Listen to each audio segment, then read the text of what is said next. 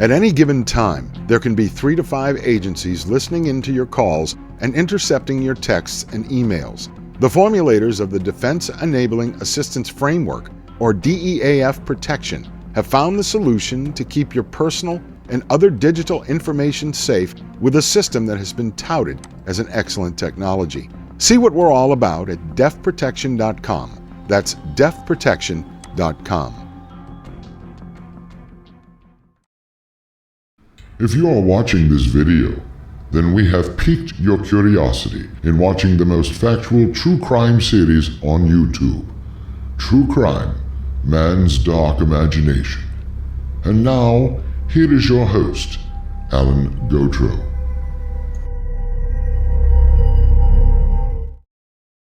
In 1920s Germany, it seemed the citizens of a once proud nation had sunk into the depths of immorality and depravity. Within this framework, there were deviants of every sort who sought to pleasure themselves through the infliction of pain, suffering, and even murder, believing that their actions would bring no consequences to themselves. This profile is about an individual who indulged in every desire and fantasy, no matter how dark or demented, without remorse, and held a sense of pride in his behavior.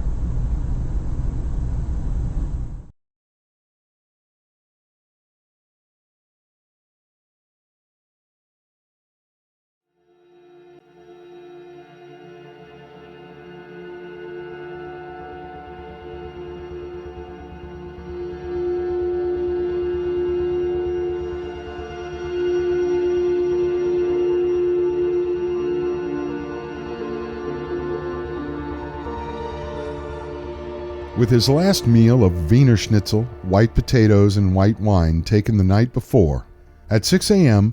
on July 2, 1931, prison officials led the condemned prisoner through the courtyard of the Kingelplatz prison in Cologne, Germany, where the executioner waited for him in front of the guillotine.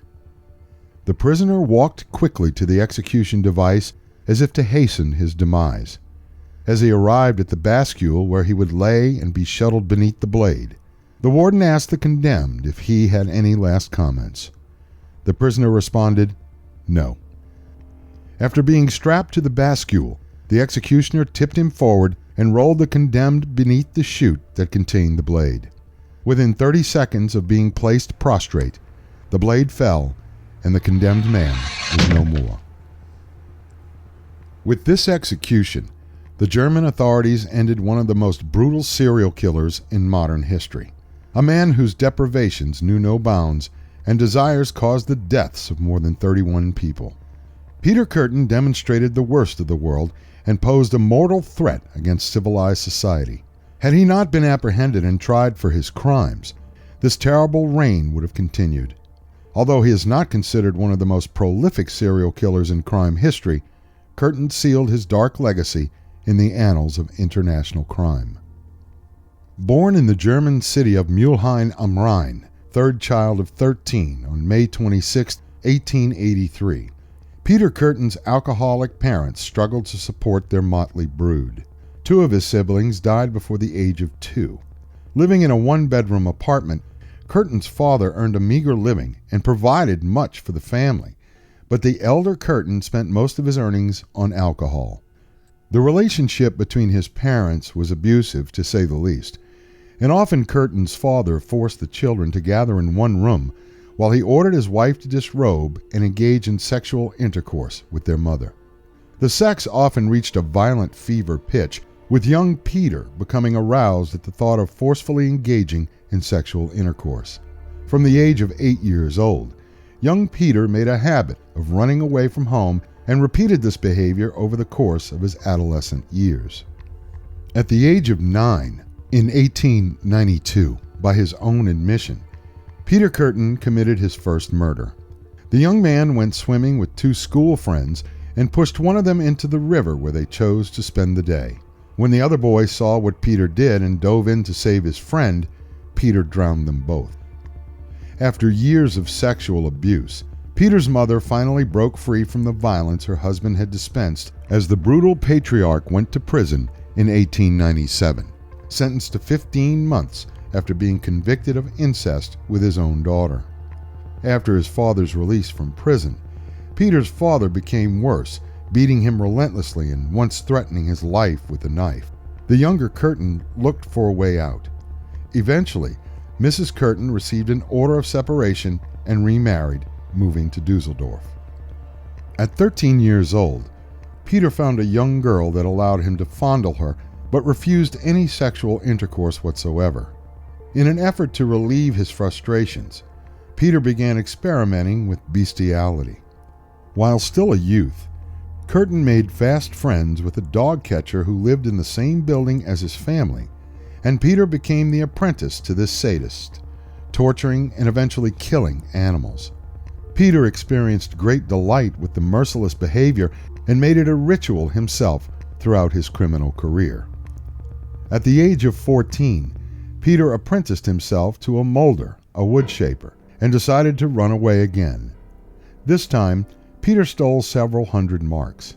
While on the run, the young fugitive cohabitated with a prostitute 2 years his senior who indulged his every sick fantasy. After 4 weeks on the run, police later caught the young man, placed him on trial, and convicted him of theft, sentencing him to a brief period in prison. This short sentence would be the first of 17 prison sentences that encompassed 27 of his 47 years. Curtin found prison more of an education than incarceration. The young criminal was impressed with what he called the professionalism of the criminals he met there. So impressed was the young man with the illustrations on the other convicts' bodies, he had himself tattooed just like them. Also, while in prison, Curtin planned his revenge on society, even though his sentence was just 1 month. Curtin became more hardened and bitter due to the experience of prison, even though it was just a short time. In November 1899, Curtin claimed to have committed a murder when he allegedly strangled an 18-year-old girl to death in Alistrava. Contemporary records do not document this attack, but Curtin swore that he got away with the murder. Perhaps the young lady was able to survive the attack but did not report it. Nevertheless, Curtin stated that he reached full sexual ecstasy with this one act. In 1900, Curtin was arrested for fraud. Upon gathering further evidence of another crime, the police rearrested him for another charge and then added assault with a deadly weapon as he threatened a young girl with a firearm. The courts in Dusseldorf sentenced him to 4 years in the penitentiary outside of the city.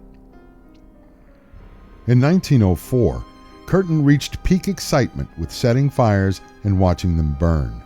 More than watching the fires consume buildings and property, Curtin became enchanted with watching others extinguish the flames. Also in 1904, the Army drafted Curtin and assigned him to the Alsatian city of Metz to serve in the 98th Infantry Regiment. Of course, the wayward deviant struggled with the discipline of military life and soon deserted. After deserting, Curtin committed various acts of arson, robbery, and attempted robbery. When the military authorities finally cornered him, Curtin admitted that he set the fires in the hopes of watching tramps burn, bringing him enhanced sexual satisfaction. The Army sentenced Curtin to 8 years in a military prison at Munster.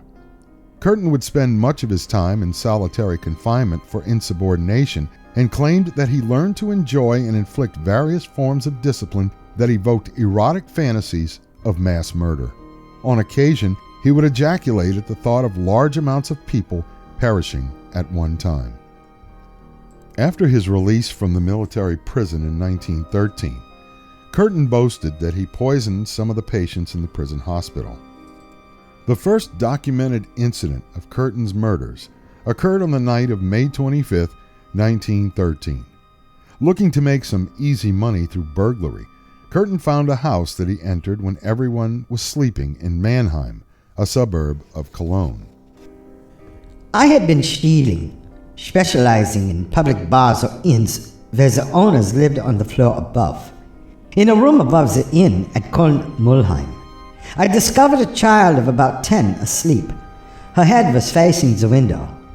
I seized it with my left hand and strangled her for about a minute and a half. The child woke up and I held the child's head and cut her throat. I heard the blood spurt and drip on the mat beside the bed. It spurted an arc right over my hand. The whole thing lasted about 3 minutes. Then I locked the door again and went back home to Dusseldorf. Although the crime was a tragedy in itself, the girl's uncle was falsely accused of the deed, sent to prison, but subsequently released. The night before the murder, he had an argument with his brother, the girl's father, and left the house yelling that he would do something that the family would be sorry for.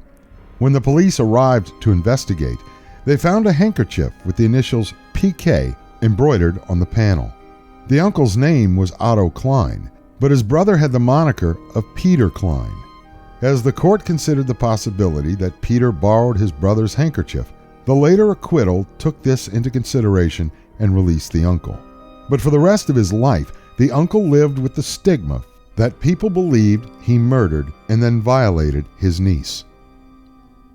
A few months later, Curtin attempted the same crime with a 17-year-old girl. He crept into a room full of children and attempted to strangle the older one and escape without detection. When he first grabbed the girl's throat, some of the other children in the room stirred and scared Curtin away. Fingered bruises on the girl's throat later attested to the attack. During the same period, he tried to attack another young girl, but someone heard him upstairs and he fled. A few days later, he attacked a man and a woman with an axe and actually reached climax as he saw the sight of their blood from the wounds he inflicted. A week after the axe attack, Curtin tried to strangle 2 women unsuccessfully. In 1921, while in the small village of Altenburg visiting his sister, Curtin told her he had been a prisoner of war and not a convict. His sister introduced him to a woman who would become his wife, Augusta. The courtship proved quick and the two were married in 1923. At first, Frau Curtin refused Curtin's advances, but after he threatened to kill her if she didn't marry him, she relented. Curtin's new wife had a past of her own. At one point, she served as the mistress of a gardener who promised to marry her after his divorce from his wife. The gardener refused to marry her and she shot him dead. Frau Curtin served 4 years for manslaughter. Augusta thought that meeting and marrying Peter Curtin was her penance for the death of the gardener. For the first 2 years of their marriage, history records Curtin as being a model husband and provider. In 1925, Curtin lost his job and decided to return to Dusseldorf. He saw a blood-red sky. When he later reflected on the omen, Curtin related that the blood-red sky over Dusseldorf when he returned to the city characterized the sky over London during their reign of terror in 1888, when Jack the Ripper murdered 5 prostitutes. Thus began Dusseldorf's reign of terror. The period began slowly and then accelerated to epic proportions over the next 4 years. Curtin related on that night, On that evening, if an animal had crossed my path, I would have fallen upon it and killed it. For 4 years, Curtin repeatedly attacked men, women, and children, somehow not killing any of them. On February 3, 1929, his attacks became more brutal as he stabbed a Frau Kuhn repeatedly with his scissors. Her wounds proved serious, but she survived the attack. On February 8, 1929, Curtin resharpened the scissors to a fine point and began his stalking once more and pounced upon 8-year-old Rosa Ohlinger and strangled her until she went into unconsciousness. He took out his scissors and stabbed her in the stomach, temple, genitals, and finally in the heart. At the time of the little girl's death, Curtin came to orgasm and used his fingers to place the semen inside of her. The killer attempted to hide little Rosa's body underneath a bush and later returned to the place where he tried to hide the body, dousing her corpse with kerosene and setting the body ablaze. He orgasmed again watching the fire. Rosa Ohlinger's body was found the next day in the same place. On February 13th, Curtin murdered 45-year-old Rudolf Scheer in the suburb of Glingen Nord. Curtin stabbed the mechanic 20 times in the head the eyes, and the back. On the following day, when police discovered Shear's body, Curtin returned to the crime scene and conversed with police, telling one of the officers that he had heard about the murder from a telephone call. All three victims varied in age and gender, but occurred in the Flingern district of Dusseldorf immediately after sundown. Because of the location of the wounds on the bodies and the absence of another motive, authorities surmised that the same person was responsible for the three murders. Furthermore, because of the randomness of the victim selection, criminologists surmised that the killer was an abnormal perpetrator. Local newspapers published leading stories regarding Jack the Ripper and began referring to Curtin as the Dusseldorf Ripper. Rumors circulated around the suburbs of Dusseldorf that the killer was actually a vampire or a werewolf. Whatever moniker the public and press bestowed upon the killer, police found the inconsistencies with the signature of the killer very confusing. But they did realize that this was no ordinary homicidal sex maniac. Between March and July 1929, Curtin attempted to strangle 4 more women. In July, Curtin lassoed a 16-year-old girl from behind and attempted to drag her toward some bushes. He knelt down and tried to strangle her, but she caught hold of Curtin's nose and fought him off until she could escape. One of the women he attacked and incapacitated, by his own admission, and then threw her in the Rhine River. 24 hours later, Curtin attempted to capture another woman in the same manner. The assailant knelt down next to her face to see if she was still breathing. Because of the tightness of the rope, she could not expel any air. Curtin then tried to drag the woman by the neck when a young couple saw him, but could not identify what he dragged behind him. When he saw the couple, Curtin fled the scene. Because of their description to the police of the assailant, the police subsequently arrested a 21-year-old epileptic by the name of Hans Straussberg. Straussberg, being mentally challenged as well, confessed to all the attacks even though he could not confirm his whereabouts on the nights of the attacks and his lack of consistency in his accounts.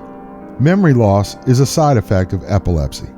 Instead of holding him in the local jail, police had the young man committed to an asylum where he remained incarcerated for several years before his release. On August 8th, Curtin met a young woman by the name of Maria Hahn. Curtin described the young woman as someone looking to get married. Fraulein Hahn agreed to meet Curtin for a date 3 days later. Curtin spent several hours with the young woman until he lured her into a local meadow. There, he strangled Hahn and stabbed her repeatedly in the chest and head. Curtin waited for her to die, which she eventually did expire approximately an hour after the vicious attack. In the early morning hours of August 21st, Curtin randomly stabbed an 18-year-old girl, a 30-year-old man, and a 37-year-old woman in separate attacks. The 3 victims sustained serious wounds. They survived, but still could not identify their attacker.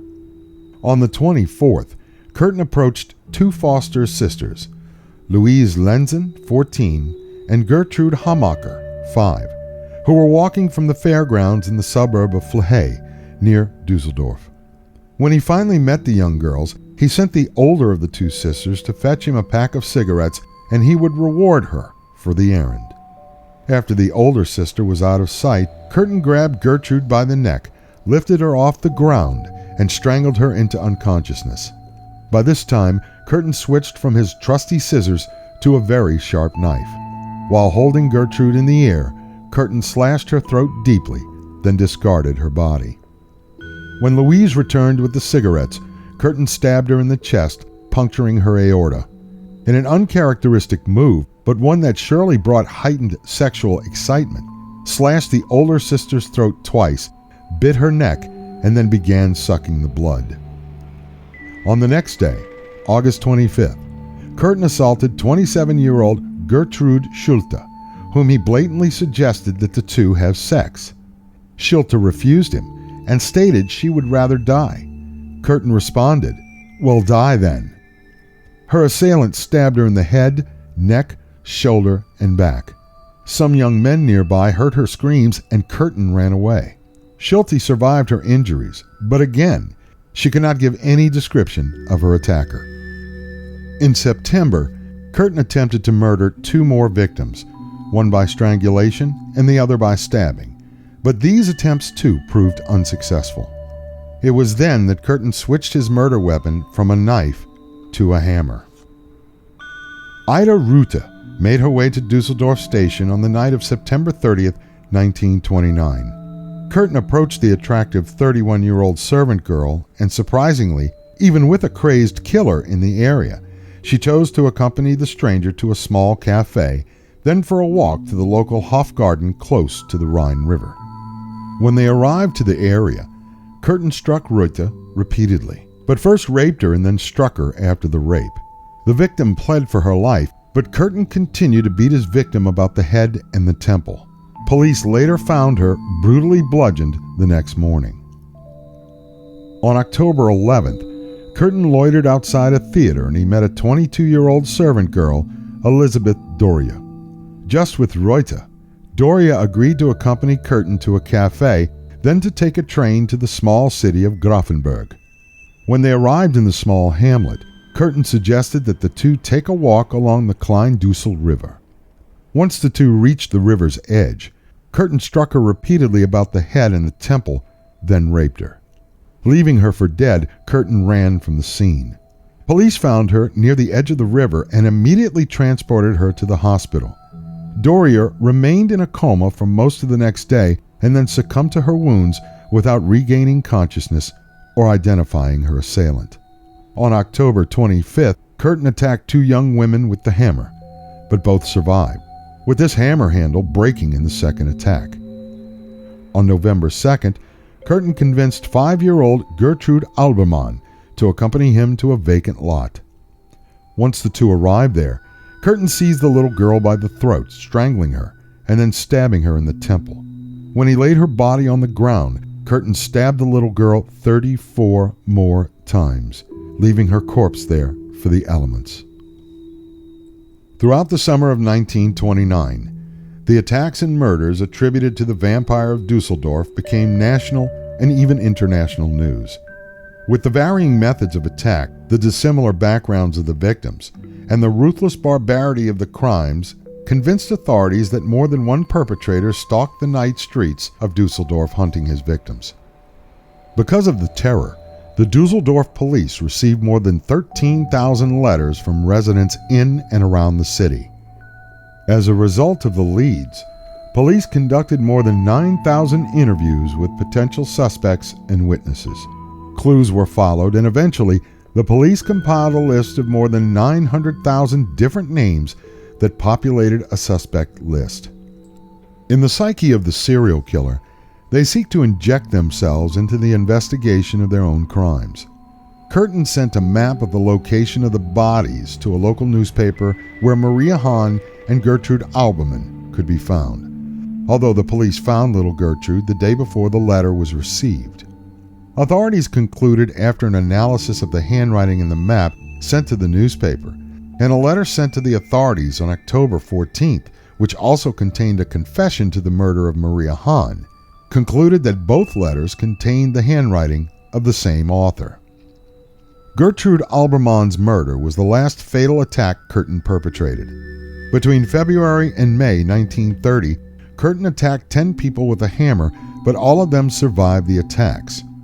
On May 14, 1930, Maria Budlik, an unemployed servant girl, made her way to Dusseldorf from Köln. A stranger approached her and offered to show her where she could obtain lodgings. Budlik accepted. When the stranger led her to a secluded park, Budlik became apprehensive and the two argued. Just then, another man happening along asked her if everything was all right. Budlik nodded, and the stranger who led her into the woods just walked away. The man who came to her rescue invited the young woman to an apartment on Mettmannerstrasse to eat and drink. After the two arrived at the dingy abode, Budlik understood why the man invited her to his apartment and then immediately repulsed any sexual advances. The stranger acknowledged her refusal and agreed to walk the female to a local hostel.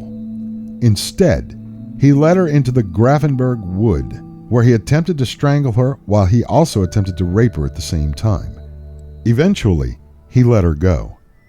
The man who demonstrated counterfeit hospitality was none other than Peter Curtin. Budlik never reported the attack to the police, but wrote a letter to a friend where she related the assault in every detail. Unfortunately, the letter never made it to Budlik's friend. Instead, she addressed the envelope incorrectly, and the postmaster of that particular station then forwarded it to Chief Inspector of the Dusseldorf Police, Ernst Gnat. Chief Inspector Gnat then sought out Budlik because he believed that the man who attacked Budlik stood a good chance to be the Vampire of Dusseldorf. Chief Inspector Gnat, Budlik, and other officers combed the city to see if Budlik recognized any place where she may have been taken by her attacker. Subsequently, Budlik led the police straight to Curtin's apartment. One of the reasons why Curtin released Budlik is because she swore to him that she could not remember his address. When Chief Inspector Gnat and Budlik visited the landlady, she let the police into Curtin's apartment, and Budlik positively identified the abode as the residence of her attacker. The landlady confirmed the resident's name as Peter Curtin. When the chief inspector and Budlik made their way out of the building, Curtin spotted them and fled immediately. When Curtin later spoke to his wife, Augusta, he informed her that he did indeed rape Budlik and the police were searching for him. Augusta agreed that her husband should find a hiding place until the police search subsided. When Curtin spoke to her later, he related to Augusta that he was the murderer the police were looking for. In a move uncharacteristic of serial killers, Curtin urged his wife to turn him in to authorities and claim the substantial reward for his capture. Augusta Curtin contacted the police and stated that although she knew her husband had been incarcerated in the past for some violent crimes, she did not suspect him to be the Vampire of Dusseldorf. Frau Curtin continued that her husband confessed to her the murder he committed and would do likewise to the police. Later that day, Frau Curtin was to meet her husband outside St. Rochus Church. Once she went to the prearranged meeting place and Curtin arrived, the police swarmed in and captured their killer at gunpoint. In all, Curtin admitted to over 68 crimes, including 10 murders and 31 attempted murders. After his arraignment and then the trial date set, Curtin spoke extensively with psychiatrist Dr. Carl Berg. Curtin stated to Dr. Berg that the primary reason for his committing any criminal activity brought sexual orgasm. The sight of a victim's blood would bring him to overwhelming sexual ecstasy. Whenever he would strangle a woman and reach orgasm, Curtin related that he would be very apologetic and stated to one victim, "That's what love is all about." When he drank the blood from Maria Hahn, Curtin consumed so much that he subsequently vomited. In the spring of 1930, Curtin admitted that he decapitated a swan and drank its blood, ejaculating afterwards. The majority of his assaults occurred when his wife, Augusta, worked nights. He associated sexual excitement with violent acts, and the sight of blood brought Curtin to orgasm. He also experienced daydreams and masturbatory fantasies, all during the day whenever these thoughts crossed his mind. In changing his weapon of choice, Curtin explained, Whether I took the hammer or a pair of scissors or a hammer in order to see blood was a matter of indifference to me or mere chance. Often after the hammer blows, the bleeding victims moved and struggled, just as they did when they were throttled. Although Curtin penetrated only a few of his female victims, he did this in order to confuse police regarding the motive for his crimes. Furthermore, Curtin's strangulation victims that survived his attacks did so only because their assailant achieved orgasm early in the attack. Later, Curtin contradicted his claims of motive when he stated that his primary motive for the crimes demonstrated his desire to strike back at an oppressive society for his repeated incarcerations and the repeated abuse he endured as a child. When his trial finally began on April 13, 1931, Curtin stood as the defendant for 9 counts of murder and 7 counts of attempted murder. Curtin pled not guilty by reason of insanity. The court constructed a special cage that Curtin appeared in court to protect him from the relatives of his murder victims. While in the cage in court, Curtin's legs were shackled. In the first phases of the trial, the court recited a confession Curtin made to the police. Curtin stated in front of the court that the reason for his initial confession was so that his wife could recoup the reward money. As the trial progressed, the defendant specifically requested his defense attorneys change his plea to guilty. Curtin then addressed the court. I have no remorse. As to whether a recollection of my deeds makes me feel ashamed, I will tell you that thinking back to all the details is not at all unpleasant. I rather enjoy it. When the court pressed Curtin for whether he believed he possessed a conscience, he replied absolutely not. He added further, I have none. Never have I felt any misgiving in my soul. Never did I think to myself that what I did was bad, even though human society condemns it. My blood and the blood of my victims must be on the head of my torturers. The punishments I have suffered have destroyed all my feelings as a human being. That was why I had no pity for my victims. Curtin's motive for confessing had to do with the one emotion he did experience, the love for his wife. Augusta stood with her husband throughout most of his incarcerations and did not express any anger or horror when he told her he was the Vampire of Dusseldorf. During the latter part of the trial, in order to dispel an insanity defense, the prosecution paraded several psychiatrists to testify who conflicted on the actual motive for Curtin's crimes. Dr. Berg, as mentioned earlier, summarized the defendant's psychopathy. His motives were 90% sadism and 10% revenge relating to his perceived sense of injustice for both the neglect and abuse he endured as a child and the discipline he endured during his various incarcerations. Dr. Berg further concluded that Curtin was a necrophiliac. The defense expert, Dr. Alex Weiner, stated that Curtin suffered from a full range of perversions demonstrating insanity.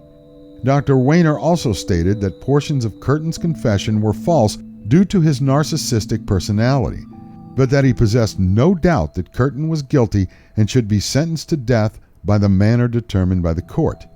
Historians often look upon this declaration by an expert to be very unusual, especially a defense expert.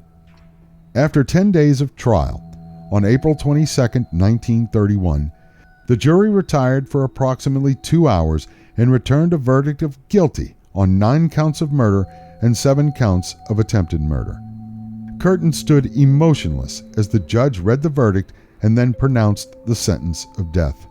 Although the convicted man did not file an appeal of his conviction, he did file a petition for pardon with the Ministry of Justice. The ministry rejected the petition on July 1st. After hearing this news, Curtin asked the court for permission to speak with his confessor, to write letters to the victims, and a final note to his wife. The judge granted the request. Finally, at 6 a.m. on July 2, 1931, Peter Curtin paid for his crimes. In the year of his trial and subsequent execution, Curtin's story reached the silver screen through the talents of then critically acclaimed German director Fritz Lang in his highly controversial work of the time titled simply M. Lang depicted a composite character modeled after Curtin and portrayed him as cowardly, but demonstrated the cunning the real serial murderer possessed. Peter Lorre played the lead and did a masterful job at convincing the audience that he truly was Peter Curtin.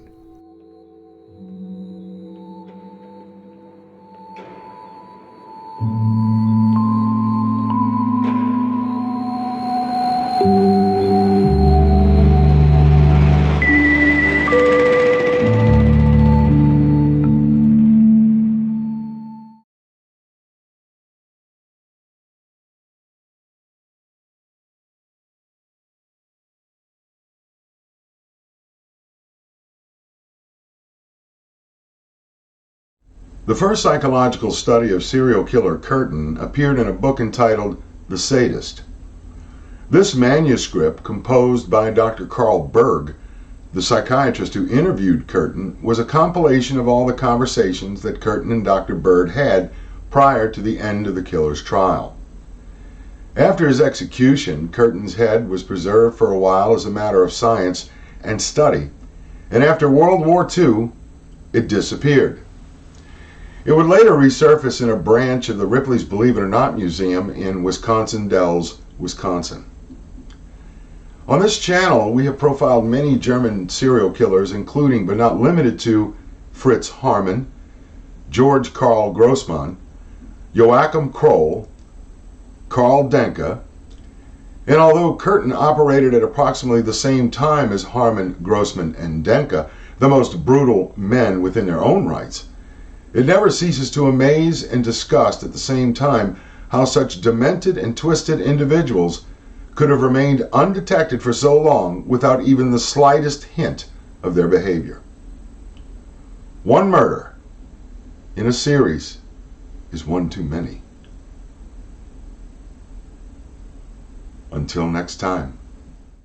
Hello everyone, this is Alan Gotro, your host of True Crime Man's Dark Imagination. If you would like to support our channel, you can become a member of Subscribestar. There are different levels, and subscribers get special privileges. Also, we do have a PayPal account. If you enjoy our work here, please think about subscribing. I will leave the links below in the comments section. We thank you very much for your viewing, and please stay tuned for future programs.